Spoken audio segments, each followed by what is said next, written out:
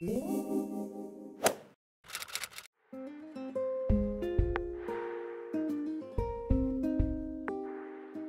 je voulais remercier les organisateurs aussi de m'avoir proposé de présenter les éditions. C'est très gentil à vous de m'accueillir ce soir. Et voilà, je vais essayer de vous faire un petit panorama. Et après, il y aura le petit temps d'échange à la fin sur lequel vous pouvez poser toutes les questions que vous voulez sur les éditions, ouais, ce dont vous aurez envie. Donc, je sais que vous connaissez tous le BRGM, les éditions également. Et donc, voilà un petit peu d'actualité. Alors, pour placer le contexte aussi, je vais vous raconter trois anecdotes et des témoignages pour commencer.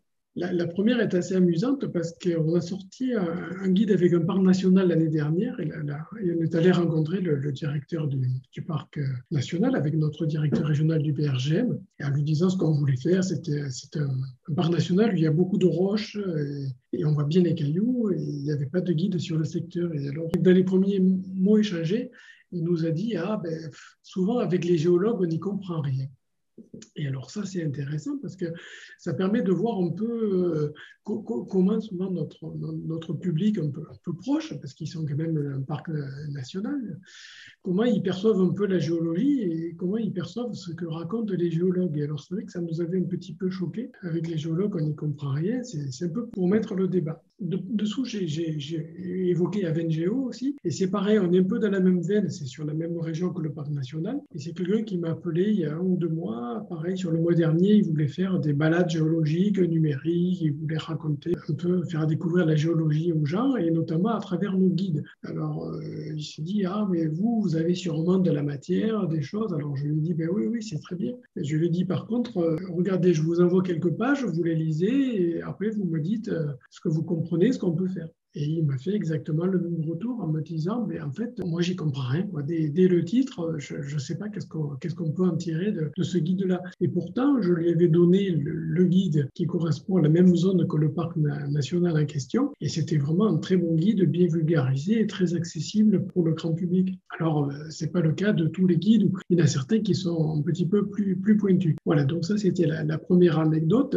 Et la deuxième, c'est que nous faisons partie du groupe Sciences pour tous, qui est une branche du syndicat national de l'édition et qui regroupe les éditeurs scientifiques. Alors avec nous, il y a Coé, il y a Flammarion, il y a Belin, il y a du public, du privé, il y a beaucoup d'éditeurs pour la thématique science. Et lors de la dernière réunion, ils m'ont posé la question, ils m'ont dit, mais pourquoi il n'y a pas plus de livres en géologie? Alors que vous voyez, il y a plein de couvertures et effectivement, il y a un tas de livres sur les vaches, les papillons, les animaux, la biologie, et il y a plein de petites questions de sciences amusantes, mais il n'y a vraiment pas grand-chose sur la géologie. Et donc, on se distingue un peu par rapport aux autres disciplines. Et donc, ça aussi, c'est peut-être quelque chose qu'il faudrait qu'on s'interroge ensemble avec la communauté, avec la SGF, avec le muséum. Et voilà. Pourquoi il n'y a pas plus de livres en géologie? Peut-être qu'à la fin, ça permettra de susciter des débats, des échanges et des passions. Et la troisième anecdote que je voulais vous raconter ce soir, c'est que quand on a sorti le guide géologique du Lorrain, qui est encore un livre intéressant, bien vulgarisé, je me suis dit, on est à Orléans, je vais aller voir la librairie qui est sur la place principale d'Orléans et je vais lui dire, tiens, on pourrait faire une animation, une dédicace, une présentation, je lui présente le sujet. Et texto, le premier retour qu'elle m'a fait, elle m'a dit, mais monsieur, mais la géologie, mais ça fait peur. Voilà, je vous le donne en mille.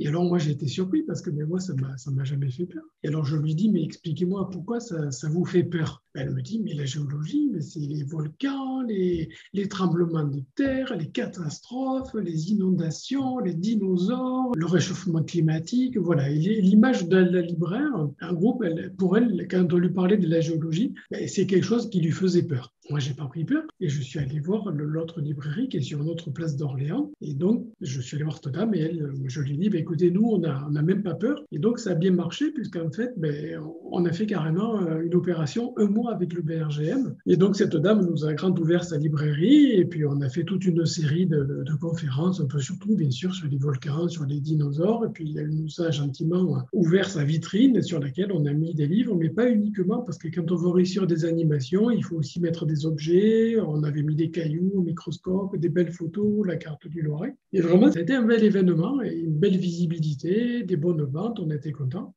Et on a fait aussi une conférence en particulier sur le guide Loiret à l'hôtel du Panloup, qui est un très beau bâtiment ancien du XVIIIe siècle à Orléans. Et on l'a fait dans le cadre des conférences qui sont organisées par Centre Sciences régional.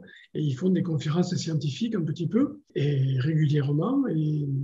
Et en fait, ça a été un énorme succès puisqu'ils nous avaient dit, bon, on a à peu près pour chaque conférence entre 20 et 30 participants. Et là, en fait, pour la soirée, pour tout vous dire, on en a eu 130. Donc, Centre Sciences était vraiment content. Donc, ça a été un beau succès. Donc, on n'avait pas prévu un petit verre de l'amitié aussi développé. Il a fallu un peu improviser. Voilà, ça fait partie des anecdotes. Mais c'est pour dire que la géologie, ça ne fait pas peur. Il suffit de bien s'y préparer. Et alors, la petite anecdote, on y reviendra plus tard aussi, et c'est que si vous regardez la salle aussi, c'est pas un hasard, il y a quand même une grande majorité de cheveux blancs au premier rang, et puis pas qu'au premier rang, voilà, ça peut nous faire un petit peu réfléchir. Vous voyez qu'on pourra rebondir sur le sujet un petit peu plus tard dans la présentation.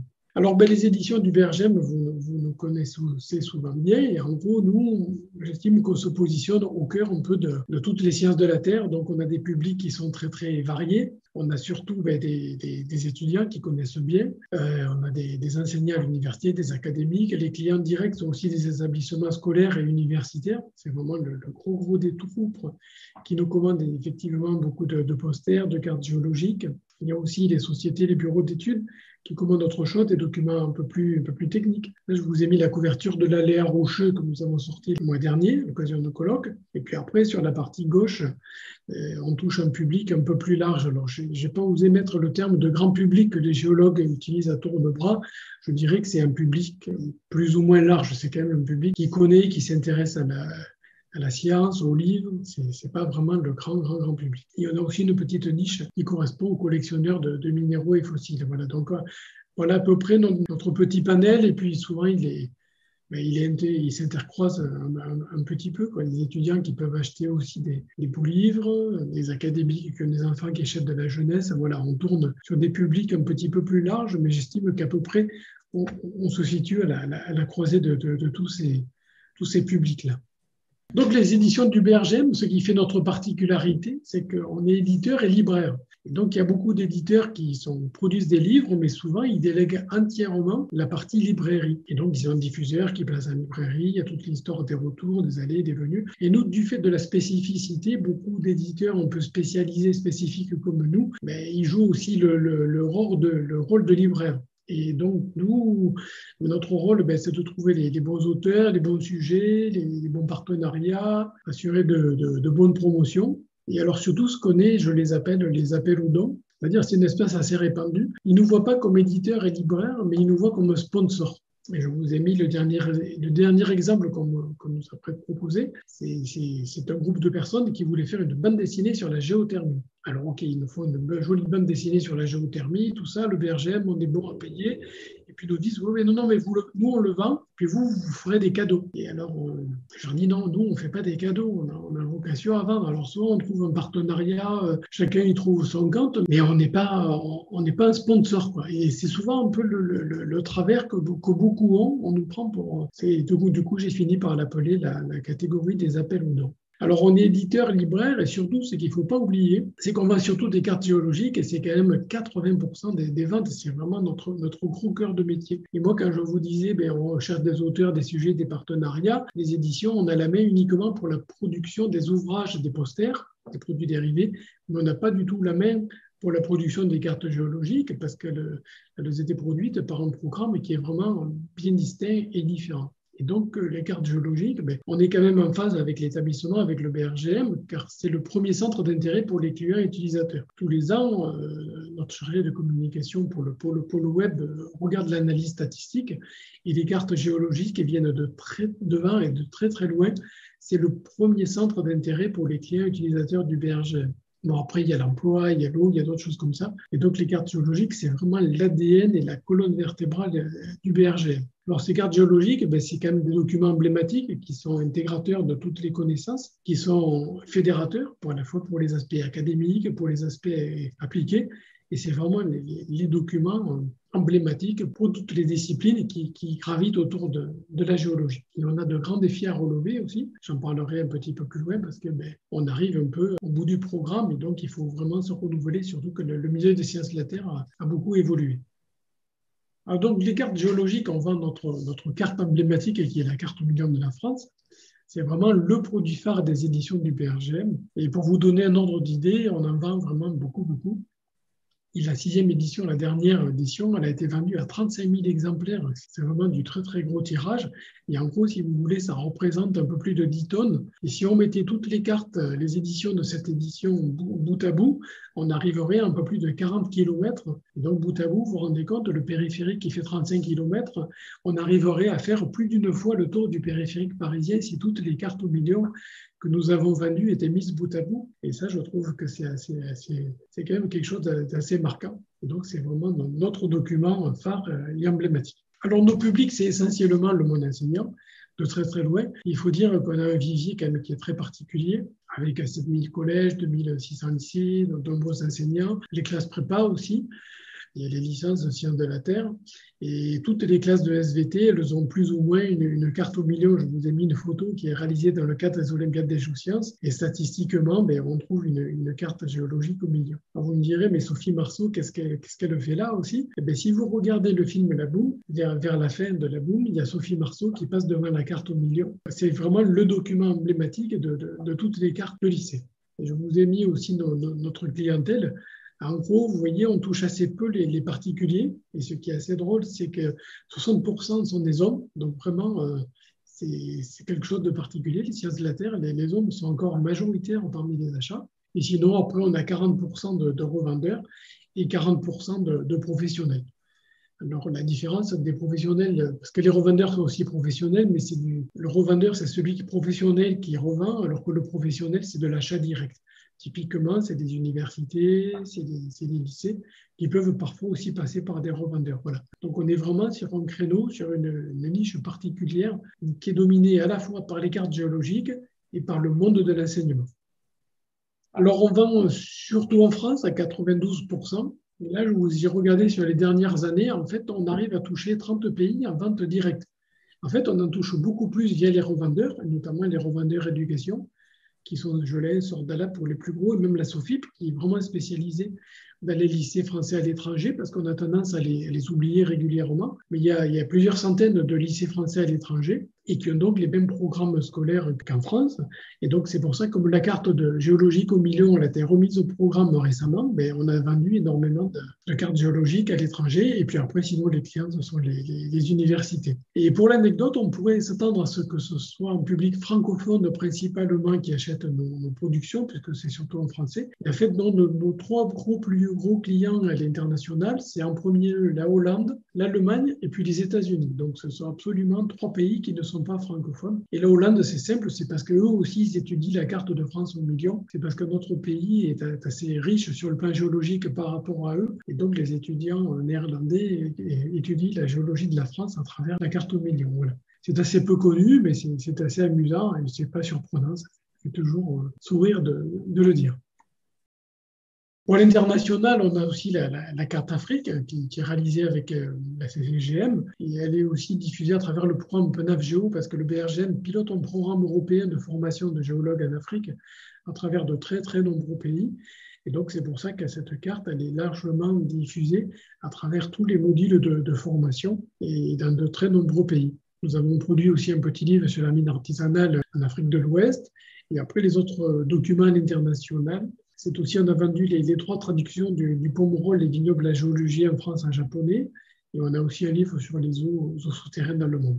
Je vous ai mis aussi deux exemples, deux albums de la BD sur les temps géologiques. Et pour l'anecdote, elle a été traduite en italien. Et à l'époque, le ministère de l'Éducation italien avait acheté les droits et il avait équipé tous les collèges de la péninsule italienne avec cette bande dessinée sur les temps géologiques. Et ces bandes dessinées, elles sont un peu anciennes, elles mériteraient d'être refaites.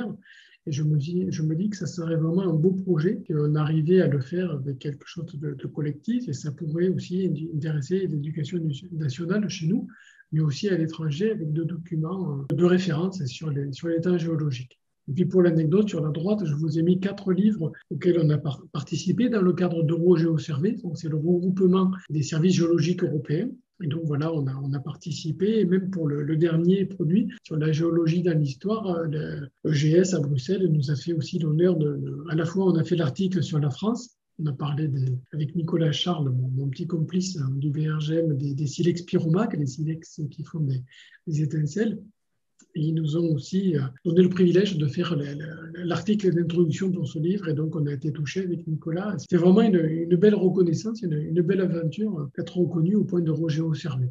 Mais on pourrait faire, évidemment, dans ce cadre-là, beaucoup de choses. Et pourquoi pas, si nous arrivions à proposer un projet européen tel que les bandes dessinées sur les âges géologiques au niveau européen, ça serait vraiment chouette et ça serait quelque chose qui resterait intéressant à monter et à réaliser. Pour des exemples à l'international, voilà, je vous en montre quelques-uns pour l'anecdote. C'est surtout en bas les universités, bien sûr, on en a de partout, même en Chine, en Australie, en Afrique, de partout. Et les lycées, je vous ai mis quelques photos. Et puis, parmi les anecdotes aussi, il y a le Célé de l'Ourson, qui est un caviste à Tokyo. Et donc, il avait acheté le livre sur des vers japonais. Et du coup, il nous a acheté la carte géologique au milieu, lui aussi.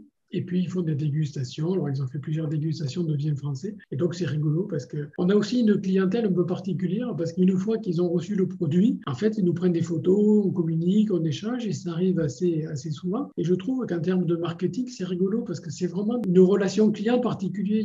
Il y a beaucoup d'endroits, quelqu'un va acheter son livre en librairie, il l'a chez lui, il le lit et puis il ne fait jamais de retour à l'éditeur. Il ne voit jamais de photos en lui disant j'ai vu votre livre, c'est bien. Et nous, c'est souvent le cas. Et c'est pour ça, au début, que j'ai appelé ma présentation La Terre pour passion, parce qu'on a beaucoup de clients, en fait, qui sont passionnés et qui échangent avec nous, même après, une fois qu'ils ont acheté, entre guillemets, les produits. Et donc, chaque fois, ça fait plaisir, quoi, voilà, d'avoir ce genre d'échange. On dit que on a des productions sympas, des clients sympas. Et c'est vraiment quelque chose, on en retire beaucoup de satisfaction. Bon, après, en haut, je vous ai mis, on a du classique bureau d'études, d'autres librairies, comme ILH, c'est un gros revendeur de libraire en Allemagne spécialisé dans les cartes aussi. Et puis, on a des clients variés auxquels on ne s'attend pas, on ne connaît pas. Par exemple, en début d'année, on a eu le département environnement et santé du Kansas. Donc voilà, c'est le genre de client surprenant, mais on arrive à toucher ce genre de public. Et pour l'anecdote, lui aussi, le Kansas a acheté une carte au million, vous voyez, on en a un peu partout sur la planète.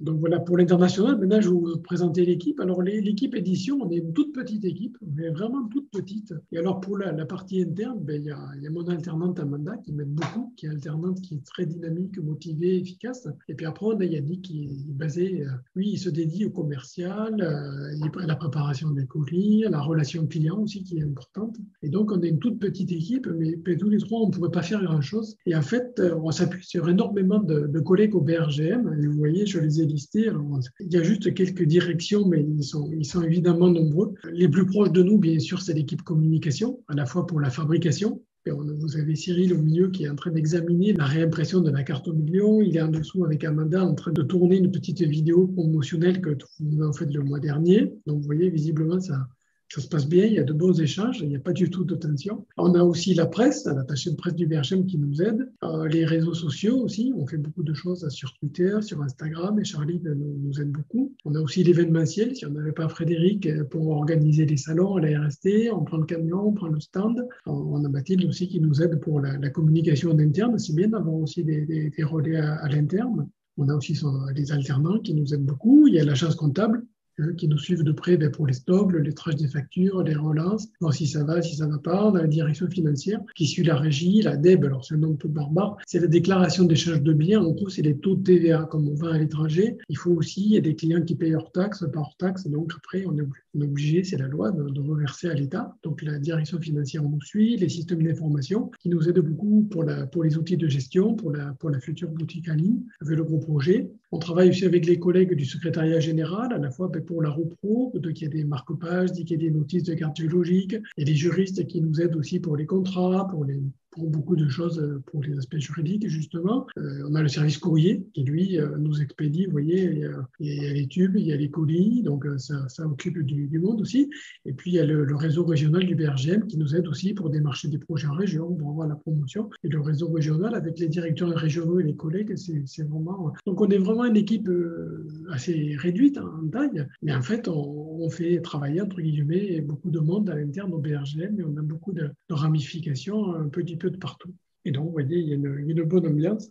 Et pour l'anecdote, on avait acheté la tête de dinosaure pour le Salon du Livre, donc on l'avait reçu juste avant le Salon du Livre et qui a été annulé en 2020 à cause du Covid. Et donc malheureusement, on était tout contents, très fiers d'avoir reçu le dinosaure. On pensait fêter ça au champagne. Et puis une semaine après, il y a eu le premier confinement et on a été vraiment tout déçus, mais vraiment toute l'équipe, édition, com et proche de nous, on était très enthousiastes à l'idée on voulait faire un jeu avec la tête de dinosaure, faire gagner beaucoup de cadeaux, notamment à des jeunes, moins jeunes. Mais bon, on s'est rabattu et on a fait, vous voyez, un concours à Noël pour gagner une Geolbox, donc qui était quelques petits goodies. On a fait un petit jeu sur Instagram et qui a eu beaucoup de succès. Je vous en reparlerai tout à l'heure. Donc voilà, on vous présente la petite équipe à la fois à la production et aux commandes. Vous voyez, donc on a des bureaux agréables, on a un joli cadre pour travailler. On a un petit espace librairie que vous avez en bas et dans laquelle on a mis la grande carte de Lyon à 6 mètres par 4 qu'on avait présentée à la RST. Ça nous fait vraiment une belle décoration. Et, et donc on a une librairie qui est ouverte au public et on a régulièrement des clients qui viennent se présenter à l'accueil du BRGM et puis qui viennent acheter des livres. On ne reçoit pas que des collègues en interne, mais régulièrement, nous avons des clients, des enseignants de la région qui passent, même qui téléphonent avant. On en a des fois qui viennent des départements voisins. C'est toujours agréable de voir. Mais sinon, on vend surtout par correspondance, bien sûr. C'est l'essentiel de l'activité.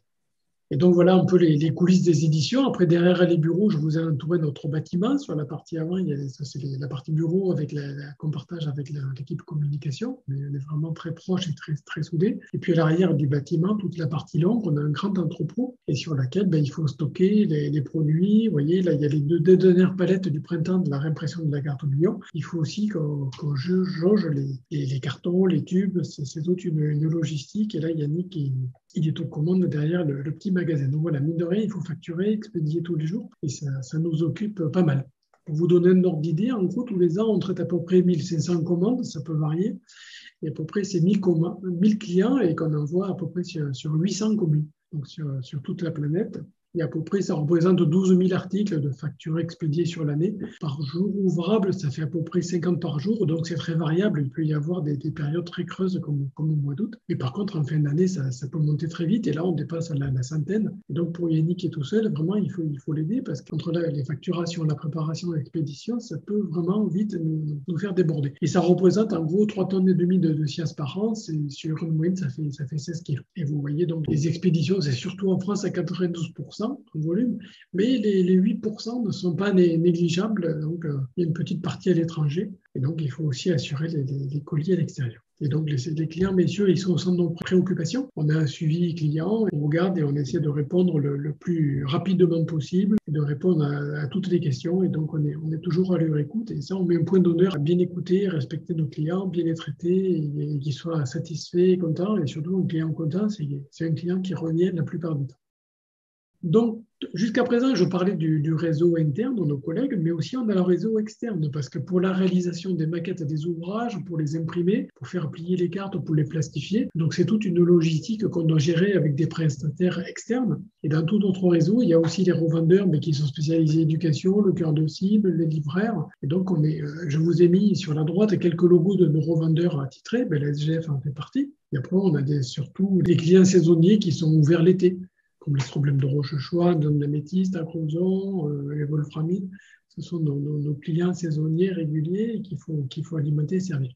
Après, on a des partenaires financiers, quand on fait des guides avec les collectivités, et souvent ils mettent leur logo, ils font du prêt-achat, il y a des éditeurs privés dans notre réseau. Et surtout, très important dans notre réseau, il y a surtout les auteurs, parce que sans les auteurs, on ne ferait pas grand-chose, mais on ne ferait absolument rien. Et donc, on a des auteurs à la fois en interne, au BRGM, on a des collègues, et on a aussi beaucoup d'auteurs à l'externe. Ce sont principalement des enseignants, c'est plutôt le monde universitaire. Alors, ce qui est important à voir dans nos auteurs, c'est qu'en fait, j'ai appelé ça 50 nuances de cheveux gris. ou pas pour certains. Et en fait, dans nos auteurs, on s'aperçoit que les hommes sont majoritaires et la plupart, ils sont sur des tranches d'âge assez élevées, donc c'est assez révélateur un peu du milieu ancien de la Terre. Alors, on a des auteurs jeunes, prometteurs, mais on essaie de les pousser, de les mettre en avant, on en a de très très bons, mais ce n'est pas vraiment la majorité. Et ce qui est aussi surprenant et révélateur, c'est qu'en fait, on a assez peu de femmes dans nos auteurs. Je vous ai mis quelques auteurs femmes parmi nos guides curieux de la collection Curiosité. Il n'y en a pas beaucoup, et là aussi, certaines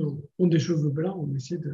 Donc, mon rêve, ce serait d'avoir beaucoup plus d'auteurs et puis un peu mieux répartis, à la fois sur les tranches d'âge, sur tous horizons. Mais c'est un peu révélateur un peu des sciences de la Terre, des géosciences, et on pourra alimenter le débat après. Vous voyez que ça colle bien aussi avec nos clients, où je vous disais qu'on avait tout à l'heure à peu près deux tiers d'hommes et assez peu de femmes.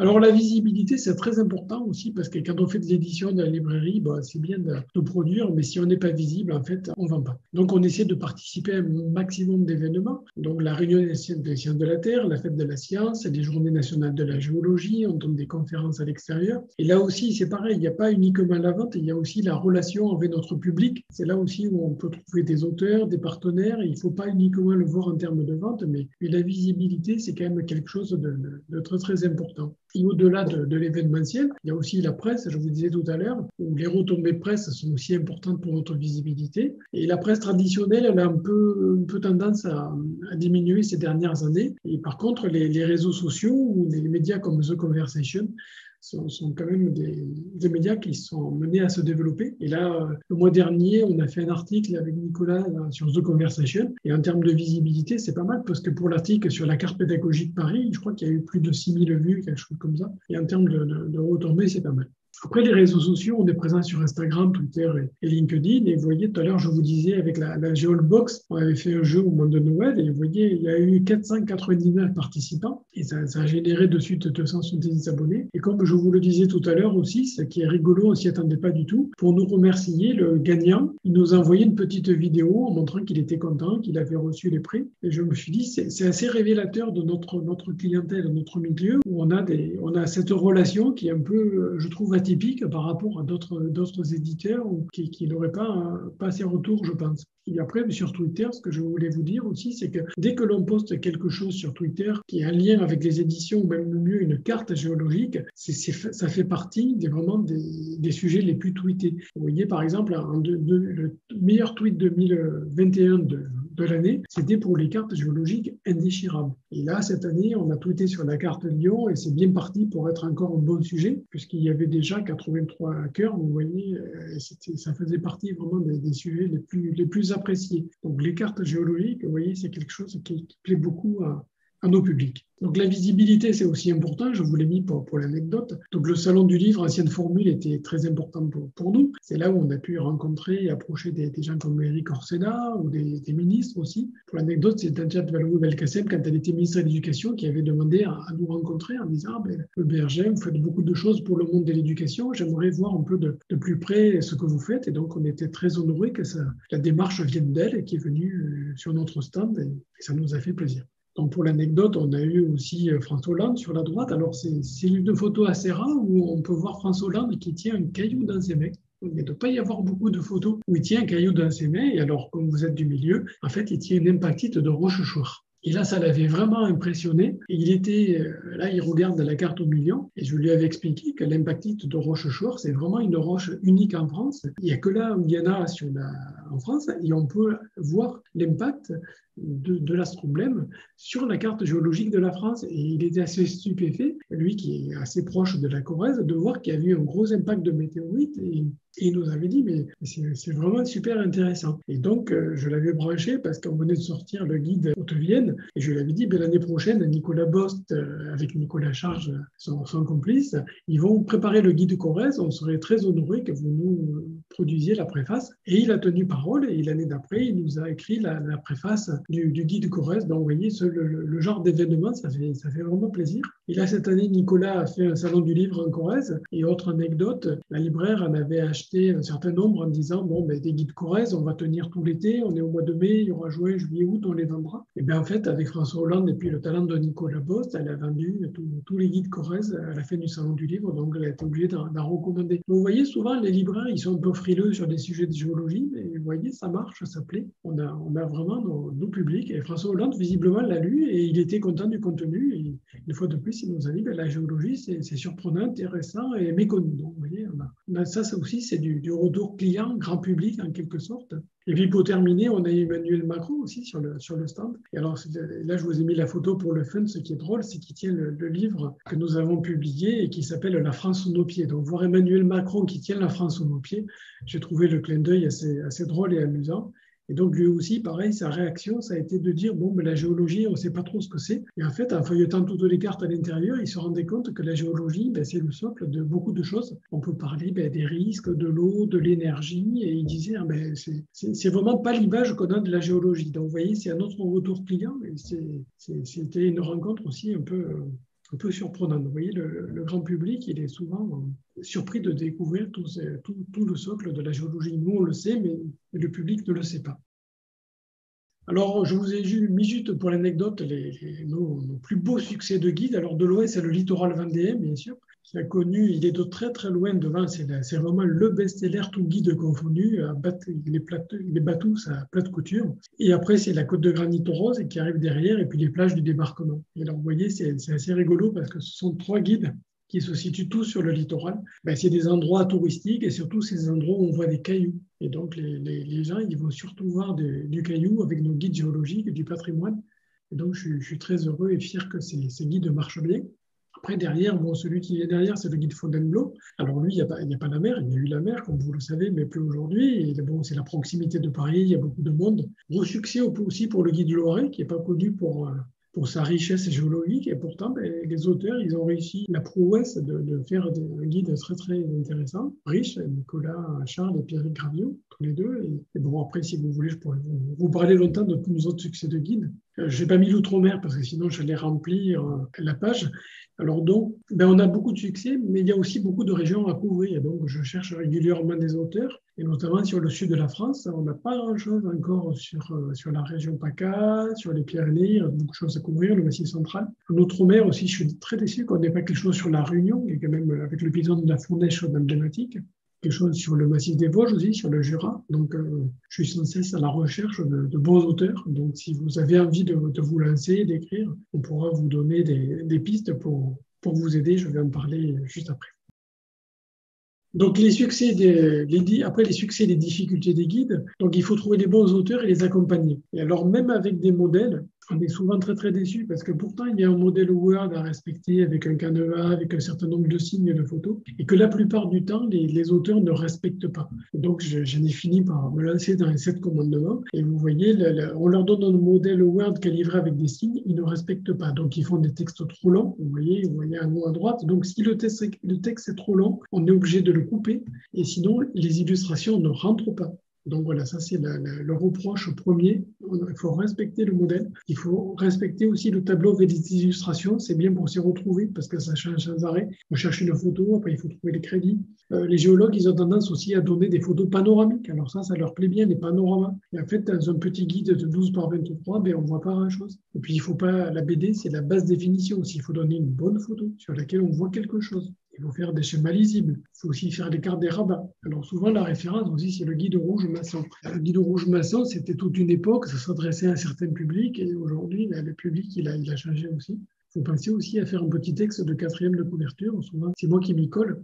Et bon, ça fait partie un peu c'est l'expérience des guides. Bon, il y a pas mal d'écueils et il ne faut pas croire que l'auteur nous prend un guide vraiment tout près, clé en main, on n'a plus qu'à le faire. On passe beaucoup de temps après à retravailler, échanger avec lui. J'ai mis qu'il fallait sortir de sa zone de confort aussi, parce que les auteurs, ils ont tendance un peu à recycler les textes qu'ils ont déjà. Il faut un peu imaginer quelque chose de compréhensible. Et puis l'autre exemple, c'est la Maison de l'améthyste, où l'auteur du livre Ardois chez nous, en fait, il voyait la petite rubrique à voir également, et il n'avait pas vu que ce serait quelque chose d'intéressant à montrer. Il voit toujours de la science, du caillou au bord de la route. Et ce genre de petit musée dans nos thématiques est aussi apprécié, et souvent pour un public un petit peu plus large, qui après peut devenir effectivement un revendeur pour le guide. Voilà. Et ça, les auteurs ne le voient pas toujours.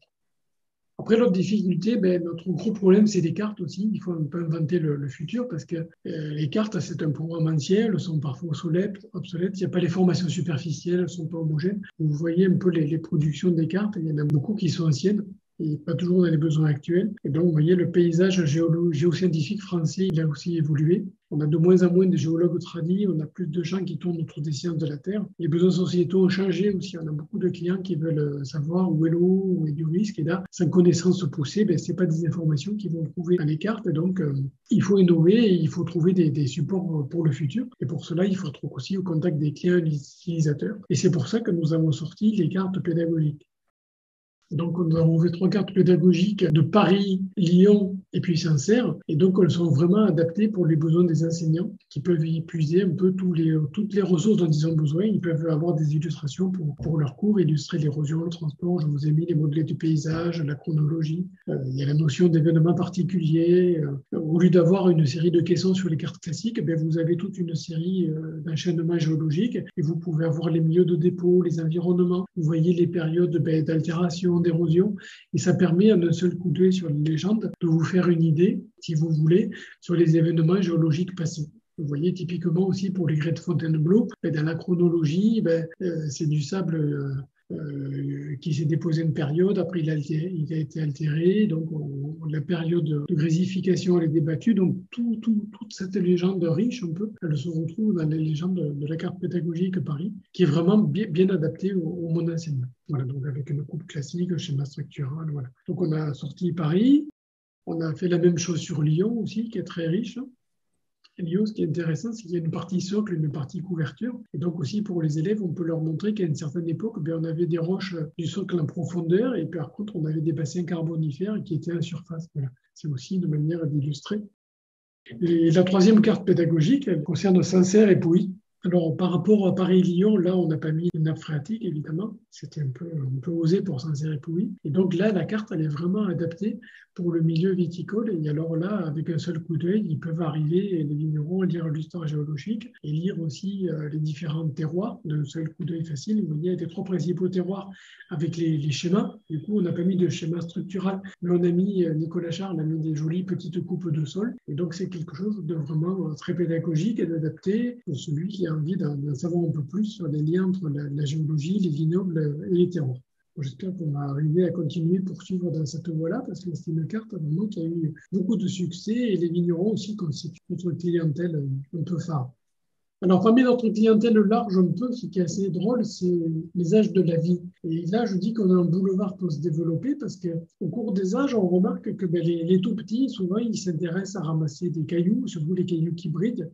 On le voyait notamment au Salon du Livre. On amenait des pyrites, des sabriers, des cailloux, et on arrivait à intéresser les gamins. Quand ils étaient un peu plus grands, ils s'intéressaient souvent aux dinosaures, aux fossiles. Et donc, c'était vraiment intéressant d'échanger avec la jeunesse. Et puis, en fait, à partir du collège, on voit qu'il y a vraiment une rupture. Et là, j'ai appelé ça la géologie s'appuie. Alors, j'ai mis ça entre guillemets parce que je n'en suis pas à l'origine. Mais si vous vous amusez sur Twitter, amusez-vous à taper géologie comme mot-clé dans Twitter et vous verrez énormément de collégiens lycéens qui dénigrent la géologie, les cours de géologie. Il y en a qui a dit oh, j'ai envie de me tuer. Enfin, je vous passe tous les détails. Et c'est là où je me dis que la communauté des sciences de la Terre, on a vraiment un boulevard et beaucoup de choses à faire. Parce qu'au départ, on avait quand même des jeunes majoritairement qui s'intéressaient à notre science. Et d'un coup, il y a vraiment un décrochage là, qui se produit à l'adolescence. Et je crois que c'est parce qu'on leur montre de suite des choses peut-être un peu trop compliquées, je ne sais pas, il faudrait qu'on réfléchisse tous ensemble collectivement. Et c'est quelque chose vraiment qu'on observe et qui est vraiment grave, cette coupure. Bon, après, il y a des étudiants, mais je n'ai pas mis les étudiants en géologie, là, ils sont vraiment dans notre secteur. Et après, on a des adultes de tous les âges qui, eux, ils s'intéressent à la géologie, mais indirectement, ils ne voient pas la géologie. Ils s'intéressent surtout à leur logement et surtout des aspects très appliqués, mais qui sont savoir s'il y a de l'eau, si elle est potable ou pas potable, s'ils vont avoir assez de ressources, les agriculteurs, si elle est polluée, ces problèmes-là. Ils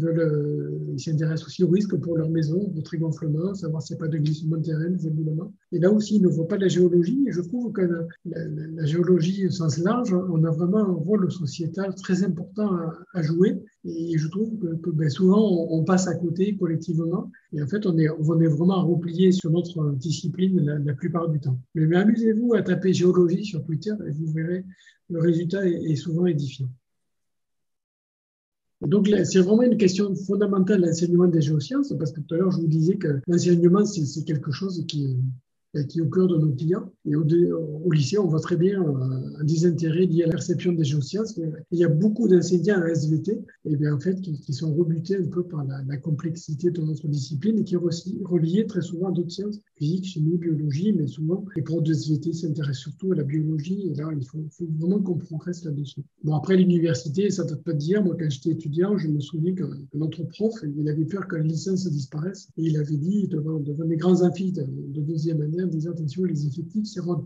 Et ça m'avait vraiment marqué pour un géologue. Et cette année, il y a eu un article en Belgique aussi, où pareil, les étudiants boudaient la géologie et les professeurs commençaient à s'en inquiéter. Vous pouvez lire le petit article sur la Libre de Belgique. Et c'est un auteur de chez nous aussi, Hervé Cubizol, qui me signalait aussi qu'il y avait vraiment un gros désintérêt du terrain pour les nouvelles générations et de l'approche naturaliste en général. Et lui, qui a enseigné à l'université, il s'en rend vraiment, vraiment compte. Et quelque chose peut-être qu'on doit voir aussi ensemble collectivement. Donc vraiment, nos ambitions, ce qu'il faut faire, il faut qu'on fasse connaître un peu et rendre passionnant nos sujets. Ben, c'est pas toujours compliqué, bon, c'est difficile à appréhender, mais on pourrait vraiment toucher une grande partie de la population. Il faut saisir des opportunités, être créatif, réactif, avoir capté l'intérêt du public. Tout à l'heure, je vous parlais du Salon du Livre. Vous voyez, on peut arriver à intéresser des gens de très, très haut placés, comme des présidents de la République. Il faut essayer de les faire rêver, voyager dans le temps, l'espace. Il faut toucher des nouveaux publics. Il faut valoriser la recherche effective. Pas que sur les aspects patrimoniaux, mais leur montrer que la recherche en géologie, c'est pas quelque chose de poussiéreux, ça vit toujours. Il y a des choses qui sont débattues encore aujourd'hui. Il faut inventer les documents de demain, par exemple des cartes pédagogiques, comme on a essayé de faire, pour toucher un peu les enseignants, pour les motiver, ceux qui s'intéressent un peu moins à la géologie, il faut toucher les vignerons. Il faut aller plus loin, il faut faire des maquettes pour comprendre la géologie en 3 dimensions. Et ça, c'est important de contribuer au dialogue entre la science et la population. Et moi, je pense qu'on a un rôle très, très grand. Donc, il y a des défis qui sont sociétaux, économiques, culturels aussi. Il faut innover vraiment avec des documents adaptés. Et vraiment, la question fondamentale, c'est vraiment l'enseignement des géosciences. Et c'est pour ça que je suis persuadé que les éditions ont un rôle majeur à jouer avec toute la communauté des géosciences, vraiment pas que nous, et tout ce qui se préoccupe de l'environnement en général. Et donc voilà, pour terminer par une anecdote, parce que j'avais démarré avec 3 anecdotes, après je serai bref, c'est la fin. Je vous avais dit 3 anecdotes, voilà la dernière, j'ai notre directeur de la communication qui est venu me voir, qui était dans le bouclage du rapport annuel de cette année. Il m'a dit, ah là là, vite, fais-moi une légende pour une photo de couverture du rapport annuel. Qu'est-ce que tu mettrais? Ah, mais j'ai dit, mais moi, je peux faire une page. Parce que, il m'a dit, bon, qu'est-ce que tu vois? Il y a des rochers, il y a la mer. Ben, j'ai dit, ben non. Moi, j'ai dit, moi, quand on me montre une photo comme ça, en fait, je vois la vie. Je vois des falaises de craie. Alors, je vois aussi que, en haut, vous voyez, il y a de la végétation. Quand il pleut, l'eau s'infiltre. Et avec tout le CO2 qui est présent dans les sols, qui est lié à l'activité biologique, ce CO2, il acidifie l'eau. Et donc, ça dissout le calcaire.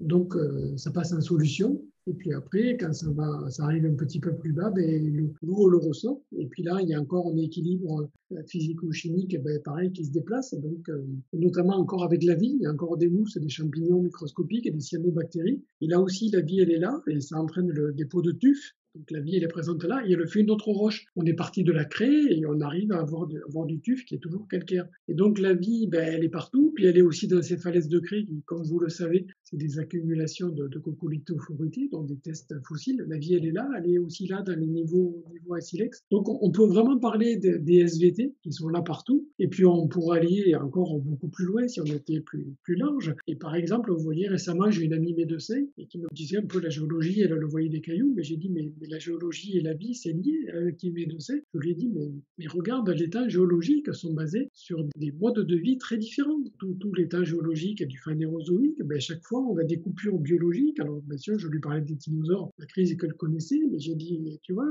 c'est une crise majeure, mais il y en a eu d'autres qui sont moins connues. Et chaque fois, c'est la vie qui a créé les différentes périodes géologiques, dont les SVT, et elle qui est médecin, qui est proche du vivant, ben, oui, oui, et puis je lui ai dit, on pourrait en parler toute la soirée, et il dit, regarde les ressources minérales, que ce soit les hydrocarbures, le fer, l'uranium, les phosphates, ben, il y a toujours un lien avec le vivant, et même l'extraction. Par exemple, pour la biolixivation, il y a 20% du cuivre mondial qui est produit encore par des bactéries, la vie, elle est là, pour produire, on parle beaucoup en ce moment des ressources minérales, et c'est là où je trouve on a vraiment collectivement, les sciences de la Terre, on a joué sociétal à jouer, c'est qu'on a besoin de montrer ce lien, le faire aimer. Et pour ça, ben, il faut vraiment le montrer, faire aimer nos disciplines. Et je pense qu'on a un boulevard devant nous parce qu'on peut vraiment intéresser une grande partie de la société. Donc voilà, c'était juste dernière petite anecdote, la légende qui était un peu longue pour le rapport annuel. Et pour rien vous cacher, il me l'a raccourci parce elle était vraiment un peu longue. Voilà. Et puis pour terminer, juste une petite photo du BRGM, où vraiment c'est une carte géologique qui nous accueille dès l'entrée. C'est vraiment le document emblématique. Et vous voyez que le mois dernier, on pouvait voir la vie en rose, où la vie était très présente avec cet arbre de Judée magnifique et qui était en fleurs. Bon, je vous remercie pour votre écoute.